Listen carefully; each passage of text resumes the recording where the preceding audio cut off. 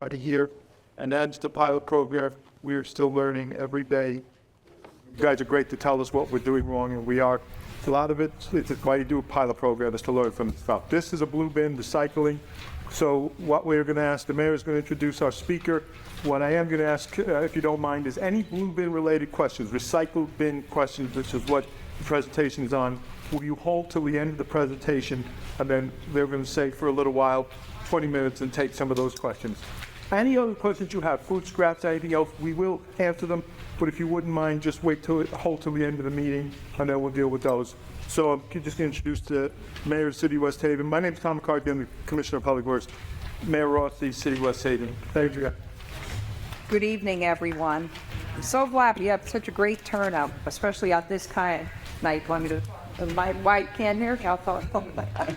Doug can't hear me, so I want to thank everyone for coming and urge you all to participate in tonight's workshop. The city has recently received many questions regarding trash and recycling, and I hope this workshop will help clarify what goes into the blue bin and what does not go into the blue bin. I will also right now introduce Cheryl Baldwin of the State Department of Energy and Environmental Protection. She has been involved in sustainable materials management for 30 years and with DEEP since 2008.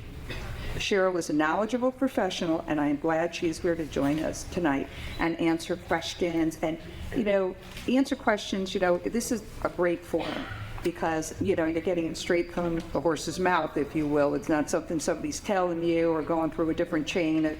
It's here. You get to ask your questions and hopefully get the answers you're looking for, but if not, even to reach back out, because the filings for both of the presenters are there. So if you want to take one, if they run out, let me know. We are going to put it up on our Facebook page and also on the city website. So everybody, this is a great turnout, but I'm sure there's people that wanted to come and maybe couldn't for whatever their reason. So I am glad that you all have taken interest in finding out for yourself what's going on and ask the questions that may have been bothering you or questions that maybe no one else has asked.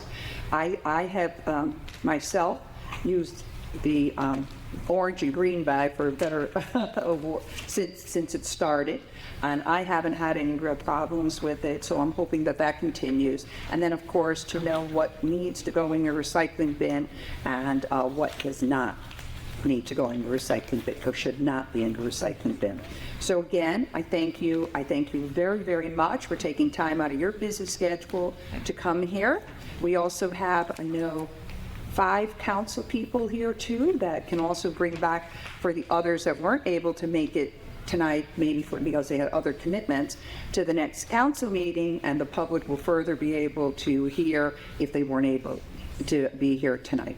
So again, I want to thank you very much. I appreciate all of your time, and again, I think this is a great informational session for everybody.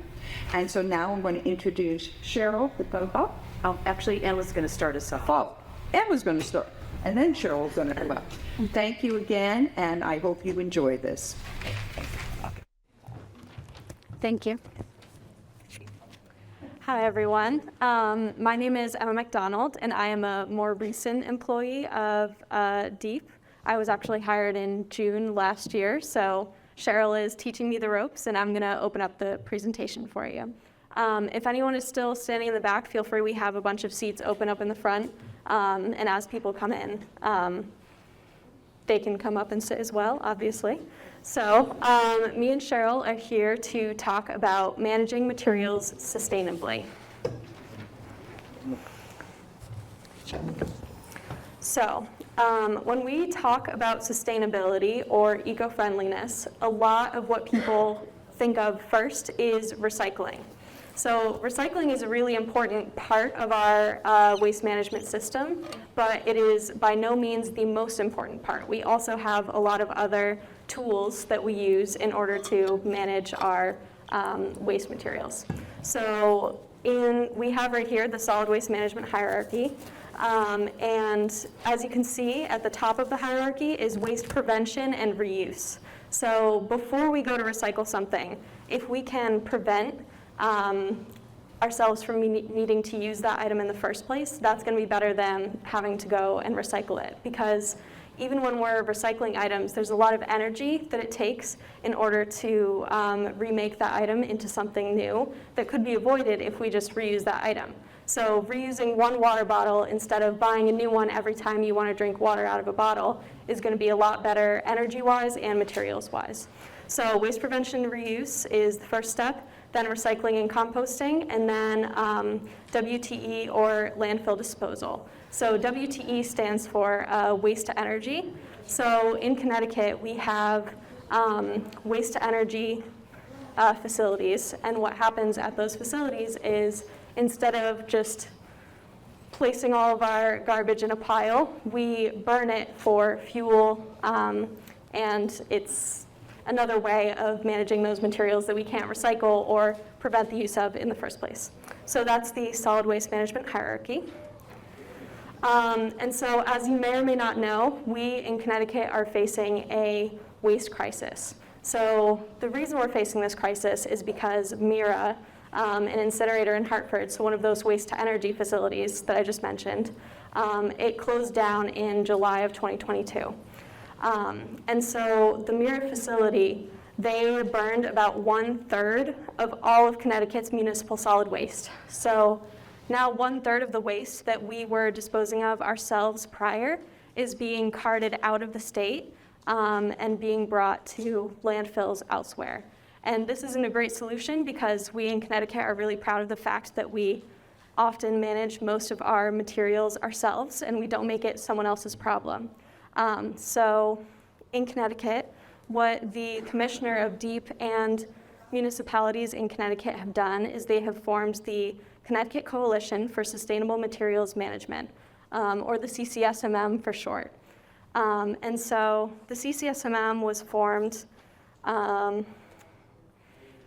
in order to solve our waste management problems. So we're trying to reduce the amount of waste that we produce before we send things to out-of-state landfills. So in 2020, what the CCSMM did was they created a menu of options. And so that menu of options just contained a lot of ways that we can manage our waste without sending it out of state. So some of those options are listed on the slide. Reducing the amount of waste that's generated, expanding reuse opportunities, increasing food scrap collection programs, improving recycling programs, and as you can see, the rest of the stuff on the slide. Everyone who's standing in the back, feel free to come sit down. We have some open seats in the front and in the next few rows, but also feel free to stand. Thank you for coming.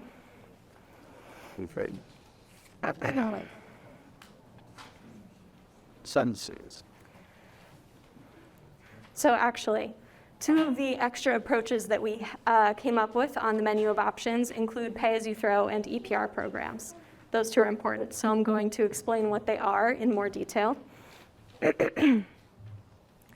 So, pay-as-you-throw, also known as unit-based pricing, is a system in which trash is treated like a utility. So we would pay for our trash being disposed of just like we pay for energy or heating. So as we use the trash disposal, so the more trash we throw away, the more we would pay to dispose of it. But this is great for individuals because we don't throw away as much as large companies or other places like that. So it takes the burden off of people who don't waste as much and we pay less. So EPR, or extended producer responsibility, is another way that we are hoping to reduce the waste that's created in Connecticut. So extended producer responsibility is a type of product stewardship that is initiated with legislation. So basically what it means is that whatever company or institution creates a product, they are responsible for making sure that the end of life of that product is paid for. So in Connecticut, we have a few EPR programs already. Some current EPR programs we have are gas cylinders, paint, e-waste, but that's mostly for contractors, so we don't really have to worry about that because that's mostly for thermostats.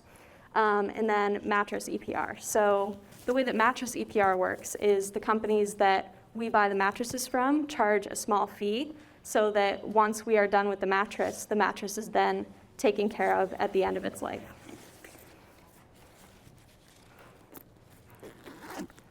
So solutions so far. This is what municipalities have done in conjunction with the CCSMM. And so you guys are a part of this list because you guys are working on your co-collection currently. So kudos, keep up the good work. But some of the other things that we're doing is we've opened a new facility called Bright Feeds, and they're turning food scraps into animal feed. There's also an update to the bottle bill that went into effect on January 1st, so many more types of containers are included in. No, you've got it, sorry. Okay. Many more types of containers are included in that bill. And then next year, there's going to be an increase in the fee for each bottle. So there's more money that you'll be able to get back once you return those bottles in the bottle bill. So the bottle bill is being updated slowly but surely, and we have a lot of other things going on. So this is the zero waste hierarchy. So earlier I showed you guys the sustainable materials management hierarchy, and that is more from my side and Cheryl's side. That's more what we are working on in trying to create the systems that you guys can use to dispose of your waste. This is the zero waste hierarchy. So this is more from the perspective of everyone who uses items and throws them away. So pretty much everyone in this room, I would say, hopefully. So when we have an item that we don't need anymore and we need to dispose of it, I have started doing this thing because I try to follow the zero waste hierarchy where I look at the item and I say, okay, what is the best case scenario for the outcome of the disposal of this object? And so in order to figure that out, I go down this list. And this is a list that I've created. Most people follow the 3 R's, which is just reduce, reuse, recycle. But I like this list of 7 because I think it's a little bit more all-encompassing. So the first thing is refuse. So say you go to a store and they are handing out, so you're going to a restaurant and you order food out. If you are planning to take that food home and just use your own utensils at home, you can tell them to not put utensils in the bag as you take it home. So that's a refuse option. Reduce, maybe when you go to get groceries from the grocery store, bring a reusable bag instead of taking one that's a single use only, and so on and so forth down the list. There's a lot of different ways that we can do better with our materials. And so that leads us into forming new habits. So now that I've been using that zero waste hierarchy, that list, for a long time, I have new habits that I do over and over again, that I don't even need to think about that hierarchy anymore. I can just remember whenever I go to a restaurant to say, hey, please don't give me the utensils because I have some. So as we relearn our actions in our everyday lives, the more we're going to not waste as many materials. So here's just a few examples, just like I was listing off on the zero waste hierarchy slide, of things that you can do in order to reduce your waste. So these are some food waste reduction options. And on this slide, we have things you can do in order to purchase things that are better for waste reduction and recycling.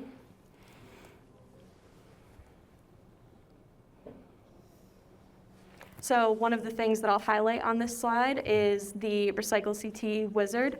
So if you guys have any questions about whether or not a particular item you have is recyclable in Connecticut's system or not, the RecycleCT website or app. You can type in whatever item that you have and you're confused about, and it will give you an answer as to whether or not that item is acceptable in Connecticut's recycling system. So if you happen to enter something on that website that the website doesn't actually have listed, you can submit that question, and me or Cheryl will actually be on the other end, and we'll be able to add that to the website for you. Some more options for things you can do. Buying reusable mugs, water bottles, wrappers for your food, stuff like that. And then reuse, sharing, and repairing. Other ways to reduce your waste. So something that I really love and really enjoy participating in is something called repair cafes. So a repair cafe is an event where a community can come together, and people who have fixing skills, so maybe like sewing, or if you're really good with computers, you can all come together, and people who have those skills will volunteer their time in order to help members of their community to fix their items. So I can hand sew, and so whenever I see a repair cafe that is in need of volunteers, I love to go volunteer my time. Actually, Pam Roach out in the hallway, who probably helped you all sign in, she organized one a few months ago, and I went and actually sewed someone's heirloom doll back together, and it was a beautiful experience. It was awesome. So repair cafes, great idea for your community.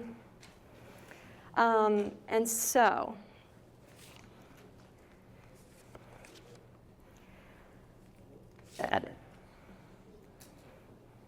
So moving on to more of Connecticut's recycling system.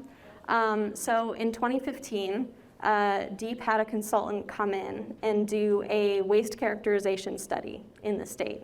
So what they did was they looked at everything that the citizens of the state were throwing away, everything in the municipal solid waste category, and they broke it down into what types of waste we were disposing of. And so right up here, you can see the graph of what they found. So the things that we were throwing into our garbage, into disposal, were paper, about 20%, plastic, metal, glass, a large chunk of food waste, which is why programs like your co-collection program are so important, because if we can compost that giant chunk of food waste instead of throwing it away, that is going to save us a lot of money on tipping fees, and is also just going to be great for the environment. And then other organics, construction and demolition debris, household hazardous waste, electronics, and other wastes that didn't fit into any of these categories.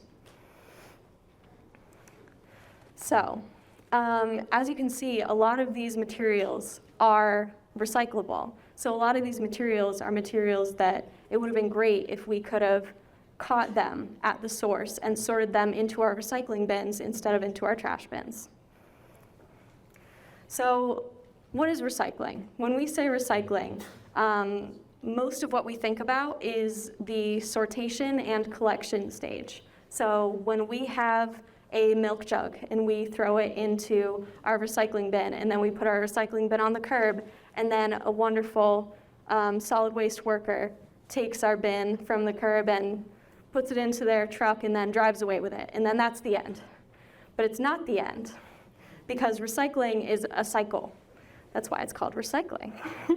And so the next step in the stage is sorting and processing. So after the truck drives away, it goes to a facility called a MRF, MRF, Materials Recovery. Thank you. Materials Recovery Facility. And so what they do is they sort the materials into giant piles like this. So they sort out the paper from the plastics and the metals. And then after it's sorted, it is baled into these different material types. So there will be a bale of paper, a bale of one specific type of plastic, a bale of aluminum, so on and so forth. And then those bales will be sold because recycling is a commodity. It is something that we are breaking back down to its original parts so that it can be remade into something new. And so it's being sold and bought by companies that need the recycled material in order to create their products. So the next thing is being made into a new product. And so there's a brand new milk jug from the old milk jug that you threw into your recycling cart. And then the final step in the cycle of recycling before it starts over again is us buying back that material that was created into a new product. So us buying back that milk jug yet again, and then again throwing it into the blue bin to be recycled all over again and go back through the system. And so this is a part of what we as materials management professionals are trying to bring the world to. So we're trying to move towards something called circularity. So this is a giant graph that you don't need to know all of, but basically the side that I want to focus on is this blue side, because as you can see, the farthest out circle on that diagram is recycling. So on that side we have recycling, and we have remanufacturing and refurbishing, and we have reuse. And then we also have longer use, intensifying use, and dematerialization. So those are a lot of big words, but basically this is what the zero waste hierarchy looks like when it's put into practice. So if you see reuse is one of the top things on our zero waste hierarchy. So it's much higher than repairing, repurposing, recycling, because it goes back not as far in the system. So when we reuse something, we no longer have to go back to the energy and material input, the reproduction, the distribution. We're just going right back into use. So we're saving a lot of materials and energy in that process. So now we know the why we recycle. So how do we recycle? So we dispose of our items and we recycle in many different ways. We have the trash stream. We have our mixed recycling system. We have brush. So if you guys have a lot of leaves that are picked up for composting, that's brush piles. We have textile collection locations for reuse of clothing. We have electronic collection locations. We have plastic film locations. So if you guys have seen those in your grocery stores, that's for plastic film to be recycled because it's not actually acceptable in our mixed recyclable system. And then we have food scraps, which you guys are participating in with your co-collection program, so awesome. And then we have bulky waste pickups, so your town probably does bulky waste pickups every once in a while. And then we have our paint program through EPR, and we have Oscar the Grouch, because who doesn't love Sesame Street? And so then we have, so this is what a modern collection system should look like. So this is what we're hoping to move towards. We currently have our trash at the curb and we have our mixed recycling at the curb, but we're hoping to move towards our food scraps. And that is where you guys come in, and hopefully this pilot is going to be really successful and going to help us to divert our food waste from the garbage. So, got to get through my note cards.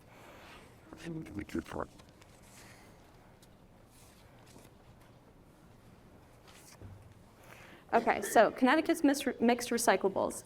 So this is another graph of data that was collected in that 2015 waste characterization study that was completed for the state. And so this is what our mixed recycling system, this is what we were picking up in our recycling bins. So as you can see, more than half of it was recyclable paper. So paper is just a huge part of our recycling system. And yeah, and then as you can see, that giant red piece of the pie graph, those are contaminants. So those are things that we do not want in the recycling stream because they cause problems at the MRFs or just otherwise are not going to be productive in that stream. So hopefully we can learn about what to actually put in our blue bin and what to keep out of our blue bin so that our materials stay valuable. So the mixed recycling or single stream system, we don't love to call it single stream because people often take that to mean that everything can go in the same bin, but that's not true. We still have to separate out our recyclables from our trash, so we like to call it mixed recycling instead of single stream. So the reason that we switched to this system, instead of separating out glass from metal, from paper, from all of the other recyclables, and then trash on the side, is because it typically requires less time for collection and less trucks are out on the road collecting the material. You only need 2 trucks as opposed to 1 separate truck for glass, 1 for aluminum, 1 for every single type of item that you might need to pick up. So it saves that. But one of the drawbacks is that it typically lowers the value of our commodities, which is our recyclables, because we don't sort them quite as cleanly as we used to. So hopefully we can reduce our contamination and not have that problem anymore.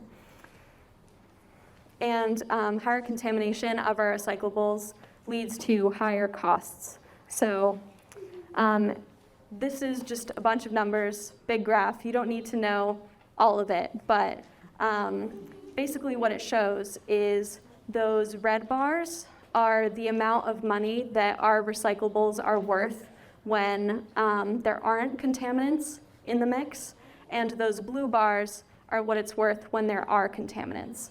So on average, it is about $10 less, or our recyclables are worth about $10 less per ton when there are contaminants in the mix.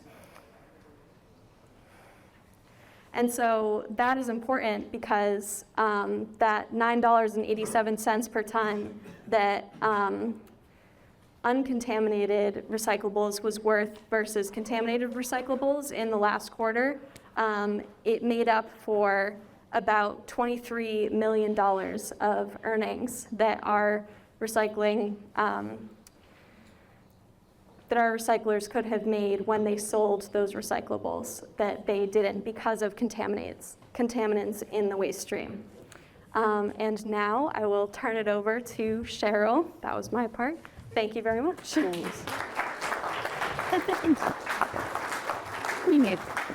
Thanks, Emma. And thanks everybody for coming out. I know I had a hard time. It's all cold and rainy.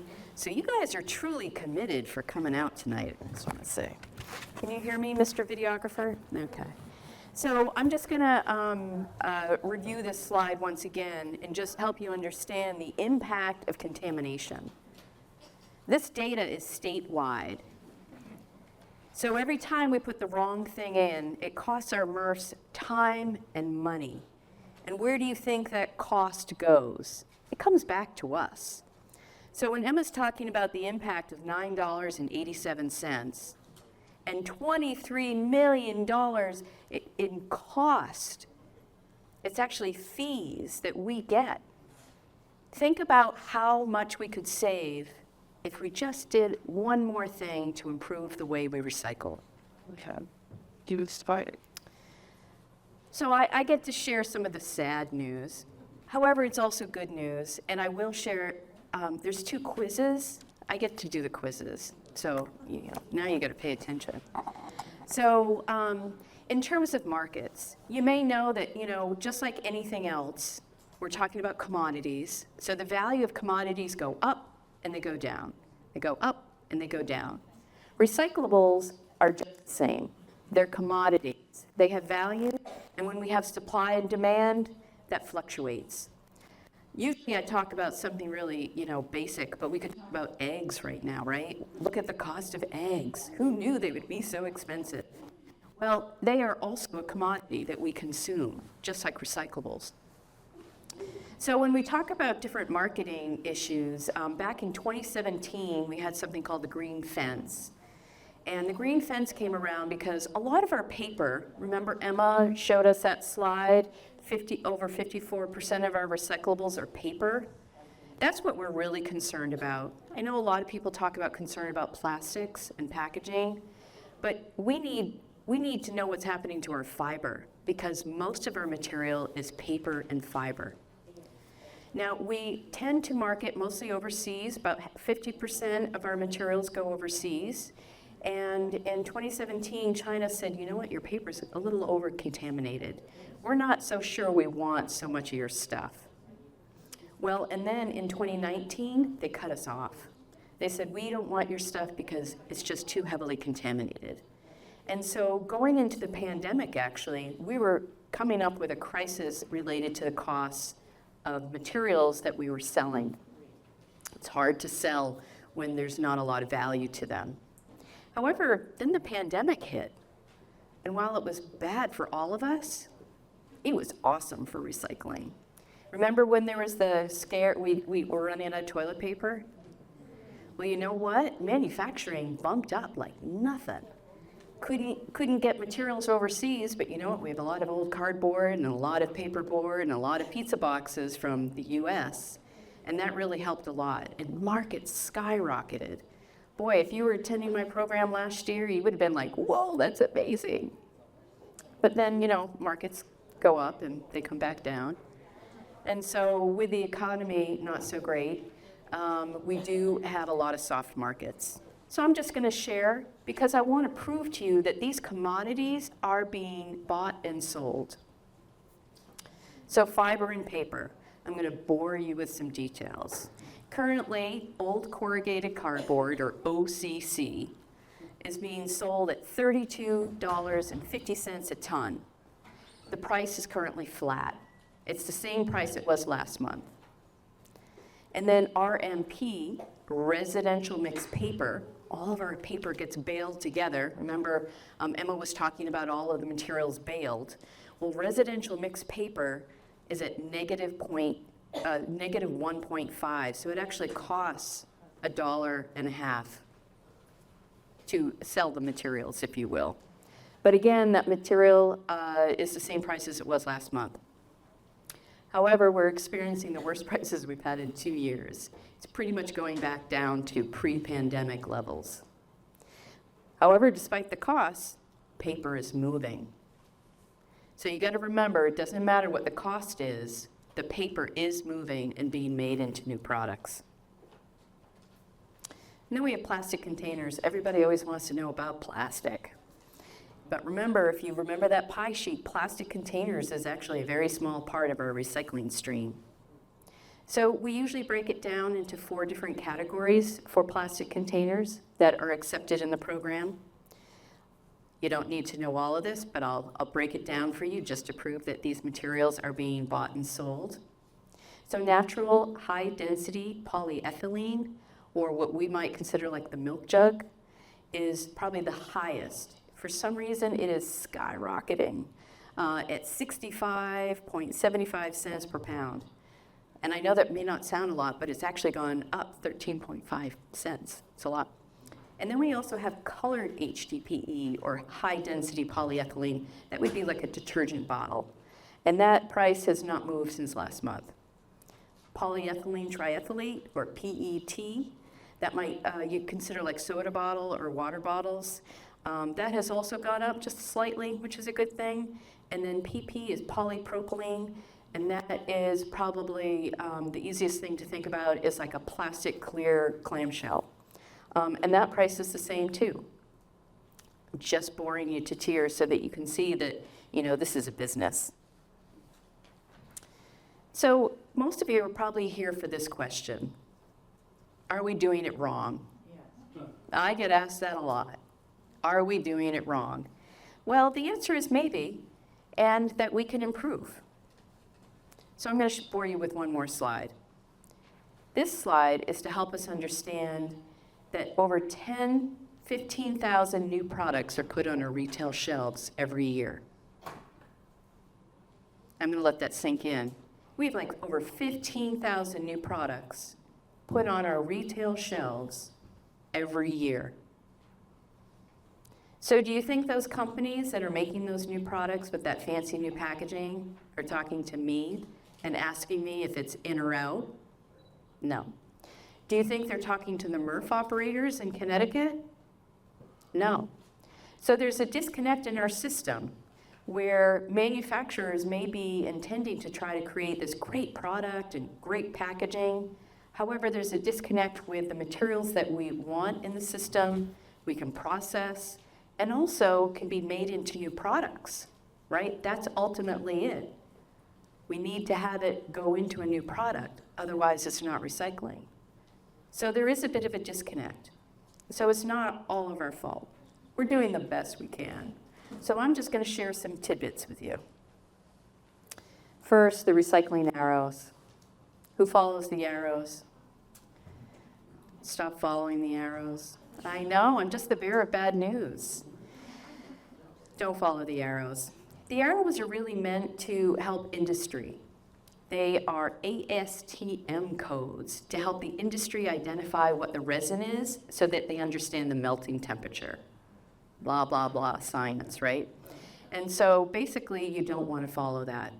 We want to follow the fact that plastic is about containers. It's about bottles, jars, jugs, tubs, clamshells, berry containers, tubs from the deli, and that's it. No other plastic. It's not about the arrows, and it's not about the numbers. While we may have followed them in the 90s, for those of us that have been around long enough in the industry, we may have used them before, but now packaging has gone haywire. So I encourage you to not look at them. So here's your first quiz. Did you know that recycling is mandatory by law? I know, crazy, huh? So I'm going to ask you by a show of hands if you think it was a law that was passed in 75, 89, or 2012. So who thinks the law was passed in Connecticut in 1975? Show of hands. Who thinks the law was passed in 89? Show of hands. Ooh. Who thinks it was passed in 2012? Show of hands. All right, well, 89 not only won, but you are all very knowledgeable because you're correct. And those that said 2012, you're right as well because it was a trick question. We added materials in 2012, so kudos for you. And just so you know, I'm originally from Massachusetts, but I lived in California as well as Michigan. And everybody's boasting about California, how they're now making businesses required to recycle. You guys have required recycling for everybody since 1989. Pat on the back. And this is all the mandatory materials. Now, if you don't generate that material, you're not required to recycle it. I don't generate a lot of motor oil. However, if you do generate it, you are required to recycle it, regardless of where you are, whether you be at City Hall, or whether you be at home, place of work, or perhaps your house of worship. And if everything you look above the blue line, that's what goes in the blue bin. Nothing has really changed in the last 10 years besides putting it all together in one. Some of us might remember the dual system, right? Bottles and cans in one, paper in the other. Well, now we're just combining it. What's causing confusion is just a lot of new products out there. And we just wish it could happen. We wish we could put it in, but you have to resist that and not put it in if it's not a container for packaging, for plastic materials. So you can see it's glass, metal, food, and beverage containers, plastic containers, corrugated cardboard. Box board is like cereal boxes, newspaper, magazines, and office paper. You can see when the regulation went down, we still had this like white and colored office paper like flyers. But yeah, it's basically paper. And it also includes, of course, junk mail. So I was just going to review this because I thought somebody might be interested. Emma mentioned that recently there was a change in the bottle bill. So it originally was passed in passed in 78 and implemented in 1980. It was primarily carbonated beverages, beer, soft drinks. And then in 2009, Connecticut added water. And then in 2021, legislation passed to add all of these things. It's a lot. Hard seltzer, hard cider, plant water, juice drink, tea, coffee, kombucha, plant-infused drink, sports drink, or energy drink, and it was effective January 1st. So if you're seeing your grocery bill go up, it could be the deposits. So make sure you're saving these items so you can get your nickel back. Questions at the end. I know it's tempting. And then the other piece that Emma also mentioned is that the deposit is going to increase to 10 cents, but not until January of next year. And then this weird thing that was sort of attached to the bottle bill, but not part of the bottle bill, is the miniature liquor bottles. I know. And basically, Public Act 2158 requires wholesalers to assess a 5-cent surcharge. So I don't know if you're drinking the small bottles, but you might have noticed a little 5-cent extra fee. Well, what's strange is that they tabulate all those nickels that are accumulating because of miniature liquor bottles sold in each town. And then every 6 months, they give the town a check. I'm in New Haven, we got a big check. Oh, good laugh.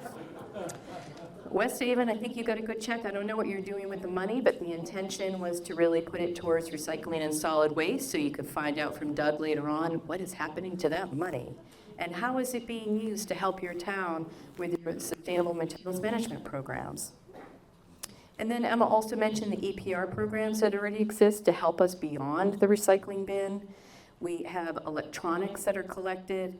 Paint, it has no fee associated with it, free mattress recycling, thermostats for contractors, and then a new gas cylinder EPR program, which hasn't been implemented yet, but is in the process. And that's how it works. The law is passed, and then it takes a while to implement before it begins. And so recycling education, the Recycle CT Foundation does the What's In, What's Out program, and they talk about what goes in the bin, and that we use one universal list. I don't know if you know that, but all of Connecticut follows the same rules and guidelines. That list was created in partnership with all the MRFs, and it was a very long, long meeting, because we had to talk about every single type of container that we were aware of and ask the MRF operators, can you handle this? Can you not handle it? Do you want it? Do you not want it? Do you have, can you sell this material, et cetera, et cetera. So what's different is we have a list of mandatory items, but the list actually is beyond mandatory because we have good markets for a lot of this material. And so that gives us faith that that material is being processed, sold, and made into new products. And then, of course, we have other programs. Which Doug or others can tell you about. I don't know if the DPW director is still here, but most towns have access. We have access, of course, to the HHW in New Haven, textile recycling, food scraps, eyeglasses, if you are part of the Lions, household items, playscapes, plastic bags, usually at the grocery store, Stop and Shop, for instance, or IKEA. And then shredded paper is usually collected in collection events. Does West Haven have collection events for shredded paper? They don't know. Coming soon. See, you guys are on the front line. This is awesome. Okay. As but with events for here. Excellent. And so I think I mentioned we have one universal list. Basically, how we came up with this list is we basically picked up an item and said, is this harmful to your employees? So I don't know if Emma explained how a MRF works, but a materials recovery facility, what happens is our stuff is picked up, they drive out, and then they tip everything from the truck onto the floor. And then they have equipment that pushes it onto a conveyor belt, and it goes up a conveyor belt, and then it hits people. People, our friends and neighbors, are picking through and pulling out contamination that could cause problems to the system. So every time we put contamination on the line, we want to make sure that those guys are not getting injured. And so a main question we had is, does this material cause problems to your staff? And that's because they're the first line of defense. So that's why we don't want syringes. That's why we don't want explosives. That's why we don't want other things. And then we asked, could this material shut down your equipment? Meaning, could it cause harm to your equipment that makes it difficult to process? And then we asked, does it reduce the value of your commodity? Remember, they're trying to bale this up and sell it. And if they bale it up and it's filled mostly with junk, it's not going to be very valuable. And then all of our stuff doesn't work, right? They can't sell it, or it costs more to sell it. Because as you know now, recycling is mandatory. They don't have an option. They have to sell it even if it costs them $1.50 a pound. So coming back to the characterization, we found the number one contaminant found in that study was plastic bags and bag material. Quiz number 2. Which is bag recyclables and which is bag trash? Can you tell? I know it's another test. It's the same picture. The idea, though, is to tell you that it does look the same. Remember the guys, the front line, they're picking through? They can't tell the difference. That line is going at a pretty good pace. They don't have time to open it up and see whether or not you put diapers in there or if it's clean recyclables. So anything bagged is going to get tossed, and it's considered a contaminant that will go to the incinerator, and it will increase the fees. So please don't bag your materials. So the top 5 contaminants that were found in that 2015 study: plastic bags, shredded paper, bagged materials, something called tanglers. We kind of lump tanglers all together. So that includes everything from garden hoses to hangers, even textiles can tangle. And then bottle caps, loose bottle caps, not a great thing. So this might be hard because you guys are far from the screen and the screen isn't too big. But what this picture is of plastic bags that are hanging around the knives of this conveyor. So the way that the MRF operates is that you have all this material coming through, and you have light things being blown off and magnets pulling up the steel. And then for some reason, sometimes they have these knives that like shake things, and it can actually pull apart paper from cardboard. It is amazing. However, what happens is these knives, right? These cylinders all the way up, and then these knives, they're all going up. If they get tangled with plastic and other tanglers, this is what happens. This is a picture of plastic bags in there. Can you see the yellow spot? That's a man. That's an employee. Employees have to jump into the machinery 3 times a day to cut plastic bags manually. So again, if we're trying to protect our friends and neighbors who work in these facilities, we need to reduce the amount of tanglers we're putting in. And then if you're a business person, can you imagine shutting your business so many times in a day? Talk about inefficient costs. Who pays those costs? We do. And this is all the crap that he pulled out and cut off manually while I was standing there for 15 minutes. It's a lot. And all of our facilities are trying to deal with this material. Did I mention don't bag your materials? Just gonna hit you in the head. Thank you. So why does quality matter? Quality matters because we're at the front end and the front line of the recycling system. We're the ones that separate the materials at the curb so the facilities can pick it up. and then bale it up to be able to sell it so it's made into a new product so that we can buy it again. Some myths. First, all pizza boxes are in. All pizza boxes are in. Just no food and no liners. You have to eat your crust. Not true. Did I mention this from New Haven? Yeah. What is out? No loose bottle caps, no coffee pods, no shredded paper, no plastic bags, no polystyrene, what you might refer to as styrofoam. No styrofoam of any kind, and no black plastic containers, such as nursery pots or they hold mushroom, and then even the takeout stuff. And before you ask me, the reason is because of the optic scanners cannot read it. Sometimes it will read it as a plastic, sometimes it reads it as metal, sometimes it even reads it as paper. So it ends up putting it into the wrong bale. I do hear that, that they are trying to work on a system, almost like, what do you call it when we have paper and it has the image sort of in the background? Boy, thank you, watermark. They are working on some type of a dye or something that's supposed to work like a watermark.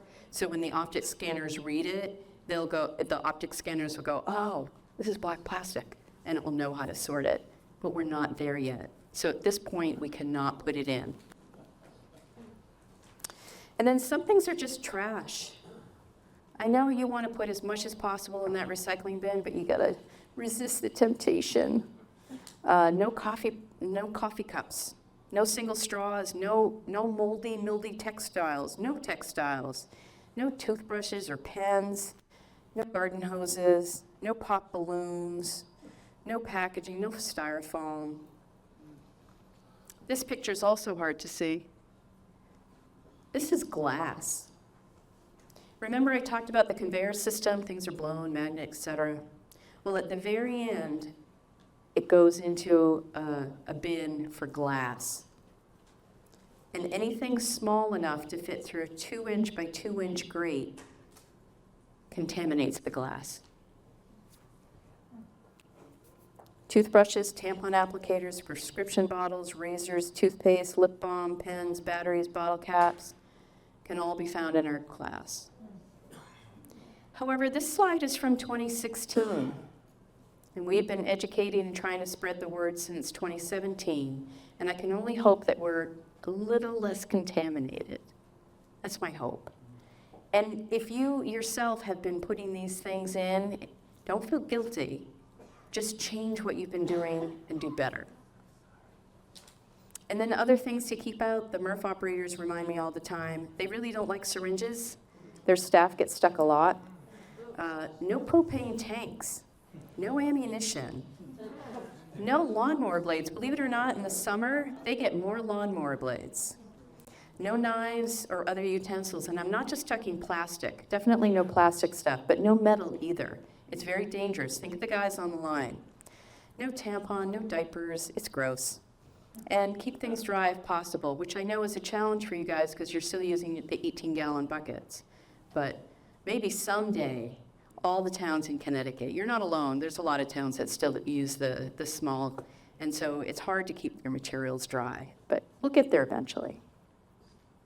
So this is the Recycle CT webpage, and in it there's a search tool. We call it the Recycle CT Wizard, and you can pop in different things in the search and say, hey, can I recycle this? And it will give you an answer. And if it doesn't give you an answer, you can suggest adding it. I got a lot of requests to add children. I can tell you I did add it, and it should neither be put in the trash can nor the recycling bin. And then we have the Recycle CT Wizard app. So if you have a nice smartphone, you want to download the app instead, impress all your friends, perhaps save your marriage, this is a good one. And then we have a lot of handouts. Some of the handouts are given out tonight. Also on the webpage are other things. So if you're if your office or your faith community, whatever, wants to learn more, all of these materials can be downloaded and printed yourself. And if nothing else, I hope you've learned the difference between what is acceptable versus recyclable. There's a lot of things that are recyclable: textile, electronics, batteries, paint, but not everything is acceptable in the blue bin. The blue bin system is different. And now your quiz. You ready? Oh, you guys are ready. You knew 1989 was the year for the law. I'm impressed.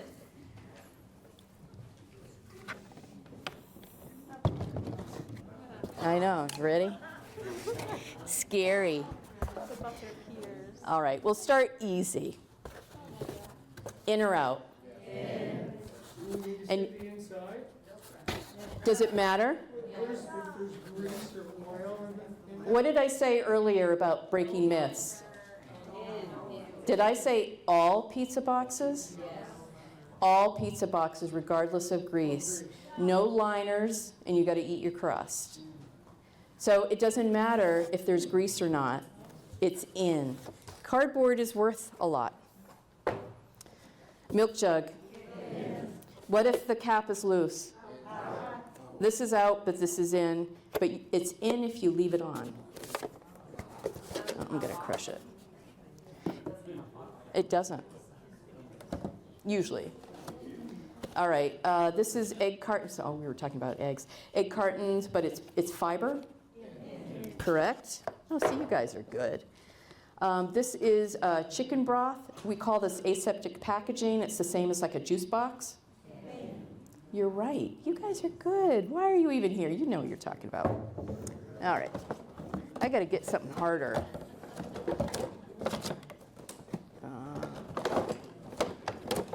Okay, we're going to go for hard, something hard. This is lotion. Actually, it's in. However, if you want to make friends with your MRF operators and those that work there, take off the top and just put this in and throw this away. All right. Another egg carton. This one's styrofoam. But are you sure it's plastic? Why is it out? Styrofoam. It's out. Who's saying in? Giving me a hard time. All right, we're going to put you on the spot then, make you answer the next one. All right, milk carton. It's in. All right.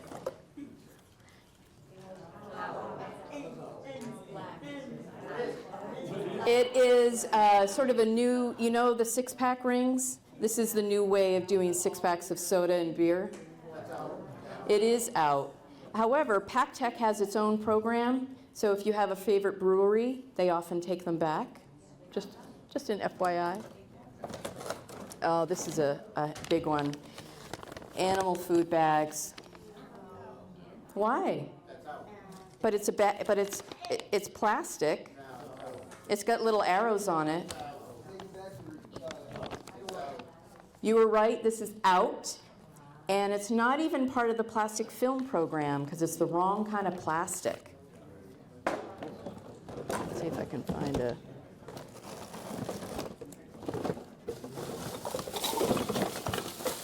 So I have a plastic bag. This is... Can you bring this back to the retailer? Yes. This is called plastic film. If it's too much information, just throw it in the trash. But if you want to bring it to back to your grocery store, they will collect these in the front of the store. But they're also a hot commodity. There's not many bags out there anymore. Oh yeah, people are you're gonna want my bag. Okay. We'll give you a few more and then we'll open it up for questions. Okay. Ice cream. Wow, see, you guys are good. So this is a complicated one. This is actually out. Ice cream cartons are out. Even though milk cartons are in, ice cream cartons are out because it has a wet grade paper. Don't ask me what that means. I've asked the Carton Council, and they just say that it's a different kind of a paper, even though we can't see it. There's some type of a chemical makeup, and MRF operators don't want them. So I gotta, support our MRF operators. We want them to stay in business. All right. Okay. small bottles. You haven't even seen them yet. It's plastic. It's got little arrows. Why is it out? It's too small. Oh, you guys are good. In or out? It's out. Too small. Too small. This one is different. Again, too complicated, just put it in the trash. But this one's glass. So usually the small containers is what contaminates, but this is glass. So the small glass is in. Small glass is in, but everything else is out. All right, I think I've given all the examples. You probably, say it again? Spiral well? Oh yeah, thank you. All right, one more and then I'll open it up.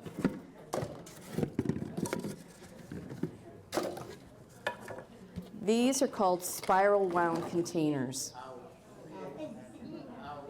Boy, you know a lot. Out. They are out. And so spiral wound containers are, Pringles, or, when you smash it and you pull out the biscuits or whatever. And the reason being is they've got metal on the bottom, or sometimes plastic, or sometimes metal with plastic. They have a weird aluminum on the inside and cardboard on the outside, and they get twisted and they tangle. I had actually never heard of this type of material before I went over the list with the MRF operators. It includes raisins, nuts, what else? Biscuits, potato chips, oatmeal, and all of these things are out. Now, you're probably like, who can know all this stuff? And that's why we have the app. So refer to the app when the handout doesn't provide enough information. And remember, it's about plastic containers. All right, who's been sitting on their hands waiting to ask a question? Yes? So she's asking about clamshells. So this is an example of a clamshell, right? It opens and closes like a clam. And this is a takeout container. If it were styrofoam, it would be out. If it would be black, it would be out. However, clear, opaque is in. Like baked goods, the cake tops, that kind of thing? Baked goods, cake tops, yes, that's in. And doesn't matter if there's a number. It's really about containers. So lids are a complicated thing, but lids are usually in if they're plastic. So think about your, if you have a to-go container and it's aluminum on the bottom and then plastic on top, those are both in, but you want to rinse them. There's takeout containers where it's black on the bottom and clear on the front. The top is okay, but sorry, the bottom is not. All right, who else is with the black mask in the back? What about Amazon shipping? Super small shrimps. And then Yeah. Amazon shipping, what about those things? So Amazon has been doing actually pretty good from a packaging standpoint. These are the ones that I'm familiar with. The plastic film ones, these are actually accepted with plastic bags at the store. However, I'd encourage you to reuse it first. The same for these could be reused, and these are acceptable as paper. Thanks for the question. It was because this is a fairly new material, so we had to add it recently. There was a question over here. Yes? The envelopes that have the plastic windows, is that total? So envelopes with the little plastic windows, those are fine. You don't have to pull the plastic out. Here's some information. Staples on magazines, You do not have to worry about staples. and the big plastic hat lids, the bigger ones. Oh, the pails? I would say any pails under 5 gallons. 5-gallon buckets are too much for the facilities on the line. She was asking about those, the kitty litter that comes in like a 3-gallon pail. That should be fine. But anything bigger than that, no. Yes, in the pink? Any chance that we could get this whole slide presentation put on your website for those of us who couldn't possibly read that print? So you might have missed the beginning, but the mayor actually said that this tonight is being recorded. Thank you very much. And I believe that they're putting the whole program up on the Facebook page and maybe the web page for the town. And I will be providing a copy of the PowerPoint, and so I'm assuming it's going to be put on the web or be available. So thank you for the question. Anybody else? Mm-hmm. Why did the Mira plant close, or why was it allowed to close if it was burning 1/3 of our waste? Oh, that's a great question. However, there's probably about 28 answers. It wasn't about being allowed. Why did Mira close? It's a hot topic, very political question. I'm going to answer it from an educator's perspective and not a political one. In that it's my understanding that they didn't put a lot of money aside for maintenance. And they did have a challenge. Originally, it was a coal burning plant, and then they retrofitted into burning trash. So it wasn't really created for that, and I think they had a lot of maintenance issues, and it got to be so cumbersome that they wanted to do a complete retrofit, and the state said no, and so they chose to close. Are there any plans to construct another plant? Are there plans to construct another one? Do you want it in West Haven? Is it going to make us money? Because that's what we need. You don't want it in West Haven. And that's really the problem, is that there's really no place to put it. And why would we? What a waste, right? It may create a small amount of energy, but that material has value if we can do something else with it. So, there's a bunch of questions in the back. You've had your hand up a couple times. Yeah. I downloaded the app. Now, how specific do you have to be when you put a product in? Can I put in Pringles can? Those pill bottles you showed were kind of confusing. Yeah, you could put in pill bottle. It should show up. I'm not sure about Pringles. It might say potato chip or chip container. It might say Pringles. Maybe we should add. We try not to use product names because we're trying not to single them out, that they don't have a product we like recycling. Did I say that out loud? He even told me not to whisper in the mic. Mm-hmm. Large metal tops from glass jars, if they're separated, pickle jars, for instance? Great question. Metal jars from like pickle jars, they're in. If they're removed from If they're removed, yeah. Actually, I would remove metal lids from glass containers, definitely. Thank you for that question. In the way back with the red hat?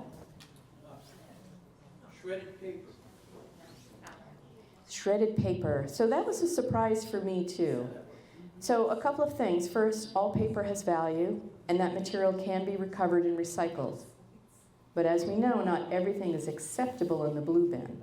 So it must have its own program. And the reason being is that when you put it in a bag, or if you don't put it in a bag, it gets all over the place. When I first started touring all the facilities to try to understand their systems and what worked, what didn't work, paper in the air. Their air quality was so poor, and it was really because of the shredded paper. And when you ask them, can you handle shredded paper? They're like, sure, we can handle it. And then you're like, but do you want it? And they're like, no, it's a pain in my... And so really what they were doing was trying to accommodate municipal contracts. So when I asked them about 12 times, they finally agreed, we really don't want it at all. And so that's how we created the list. It was really to accommodate them because we want the best commodities out of their facilities that we can have in Connecticut. Mm-hmm. On the app for the Recycle CT, Mm-hmm. is there any way to put like a UPC reader scan where like sometimes you don't know, you can't find it and you can just put it on and scan the UPC code and say... Yeah, we have a QR code. You mean the QR code? QR code. Yeah, we have a QR code to find the search, but we do not have a UBC code. But that's a very excellent idea. We are looking at trying to make improvements, so we'll make a note. That's a really good one. In 1978, California and New York passed the bottle deposits. Mm-hmm. And through activism in New York City, I was living there even though I was just 1 year old. No, I'm kidding. You're on the front line. No, I was there as a budding artist. I think those are the right But through activism in both those states, we took those nickels and turned them great I thought they were free. for the poor. Mm-hmm. And that practice extends to today. And I know there are some problems with that, but all those nickels going to poor people have made a difference in our poverty. That's great. Now, well, we're doing it again, or can we? And that's my question to you guys, is can we take that nip bottle surcharge and make sure it goes back to the poor people? I don't want that elsewhere. Well, the way that the legislature was for that particular was that it would go towards environmental programs, specifically solid waste and recycling. I have to disagree with you about 78. No, I'm talking about the miniature liquor bottle law that passed in 2021, different from the bottle bill. If you're talking about are you talking about the nickels that are not redeemed? No, I'm talking about the nickels that poor go around and recycle, gather up. Oh, because they're gathering. Yeah, they're doing a lot of work. Right, Yeah. but the soft drink delivery companies in both those states militated against the poor doing this for health code violation reasons. They wanted the nickels because it's a substantial amount of money. I'm wondering what we're doing about the nickels because it's going to, at least in West Haven, will be several $1 billion, right? So I'm not sure exactly the question, but let's see if I understand it. He's asking, apparently in other states, the 5-cent deposit was going to help those in poverty. It went to their pockets. It went into their pockets. And I think you're talking about people that go around and collect bottles, maybe borrowing from our curbside containers. I know it happens in New Haven. So they're redeeming them for the nickel, which is not illegal. And it's supported, because it's great to redeem them. However, I can tell you if they don't redeem them, so say especially the long list now is huge, but if you chose not to redeem them, do you know what happens to your nickel? It goes to the governor. It goes to the general fund. So if you want to support the state, don't deposit your bottles. If you want to support your own pocket, redeem them. And there should be more and more redemption centers opening up. That was part of the bill that passed in 2021. So we should hopefully see more and have greater access to return all of them. Mm-hmm. So right now, the way this program is working, if we end up using up all of our pink and green and orange bags. I'm not answering those questions. I'm not part of that program. It's just about Blue Bin. I'm sorry. But we can end the Blue Bin questions if you want and move on to the rest of the program. Does anybody else have more recycling questions? Mm-hmm. Yeah, in that bucket, you keep picking up this clear plastic thing and putting it back down. I want to know about it. This? Yeah, strawberries coming out. Yeah, this is in. Oh, it is. Yeah, I just have it collecting my small containers to test you guys. So what do you think, corks, in or out? Corks are out. You just made me pull it out, so I had to ask you. Any other questions about recycling? Mm-hmm. What about the pill bottles you get from Costco or BJ's or something that are large, like for vitamins? So she's asking about large containers for vitamins and prescription. I mentioned that after it goes through the conveyor, it goes through a 2x2-inch grate. It's not this small, it's like a big grate. But this is the hole. If it can fit through this hole, it's too small. And so I'm going to say that your large containers are probably fine, that they'll go through the system and be able to be captured. Am I allowed one more question? Oh, he's foregoing. Mm-hmm. I have a question, because I learned a lot tonight. I want to say some things I thought you could, we can't.